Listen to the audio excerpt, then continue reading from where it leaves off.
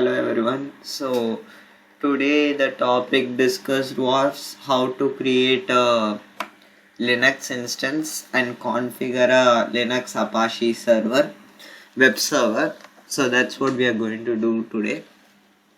So let's head to EC2 service, and what I'll be doing is that I'm going to now create an EC2 but Amazon Linux instance from the AMI. So I'm going to just name it, let's say, my Linux web server. So I'm going to name it.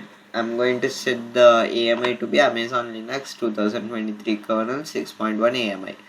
T2 micro as it is, new key, and okay, I've already created a security group, means I had already a security group, and I've enabled SSH protocol, security shell protocol, to connect to Linux instance. But anyway, I'll show you how to enable that too. So I'll launch instance. I'm just launching with 8 GB storage. So you see, these are the terminated instance. It's currently running. Let it initialize. In the meantime, I'll show you in this security group. This is a security group I modified. So I did nothing. I just went and added another inbound rule, that is SSH. So port range is 22 and source is 0.00, means we could access it from any IP address. So that's what I have enabled SSH to connect to my Linux instance. Without SSH, if we enable only RDP, that's for Windows instance. Here we don't need the RDP as well. I'll go ahead and remove it for now. I'll remove RDP. Maybe afterwards, when I'm connecting to a Windows instance, I'll enable RDP. But here it is. I have SSH and HTTP, so that I can configure my Apache server. So what I'm going to do, I'm going to see if my instance status check is passed. So no problem. So what we'll do is that we'll to connect to our instance, we'll use PowerShell. So I'll open PowerShell, and here we have. So here I'm going to head to the folder in which I have my private key. So that's in my downloads folder. I'll copy as path, and I went to that downloads folder now. So here what I'm going to do is that I'm going to run the connect command after the status check is passed. So we'll wait for that. So here we see that in Linux it's all we interact with the Linux instance all via CLI, command line interface. There is no GUI.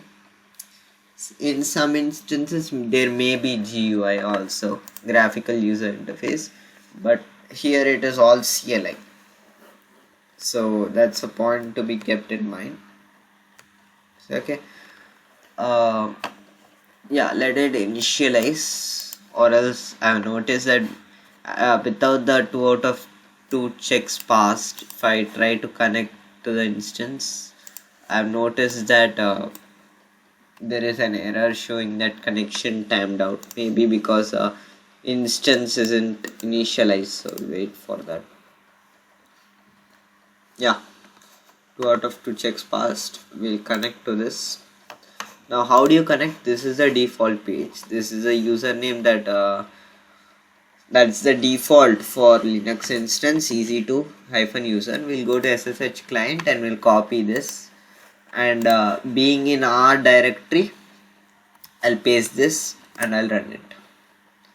So this should connect to the server. So we'll connect, we'll type S, and yeah, now it's connected.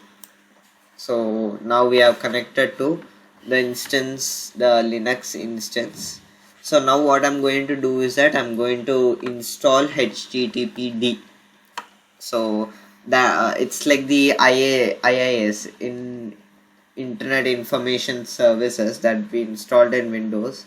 Here it's it's HTTPD. So I'm going to go ahead and install it. So I'm going to write sudo install, and I'm going to install git also, because I'm going to load my website from GitHub. I have a website in my repository in GitHub. I'm going to load that website. So sudo install sudo dnf install httpd and git. Okay, and yes, so this should install httpd and git. So you see the two modules are being installed here, and it's complete. So installation is complete. So now what we'll do is that we'll start HTTPD and we'll enable it also. So what I'm going to do is sudo systemcl. I'm going to start HTTPD. So we'll start CTL. I'm not sure. Sudo systemctl start HTTPD. So I guess it started. Now we'll enable it. Now we'll enable HTTPD. Yeah. So now the thing is enabled. HTTPD is enabled. So now what we'll do is that now we have to just load our web server. So I'll go to GitHub. So this is my repository.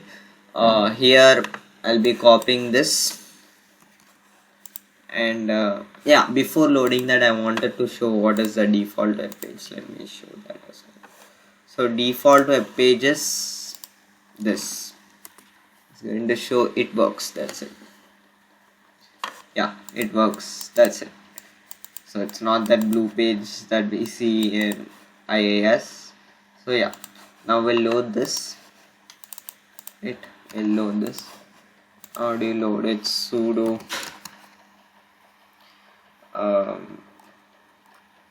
sudo git clone. So that's cloning that website. And in which folder do we clone? This folder. This is similar to the folder that we had in our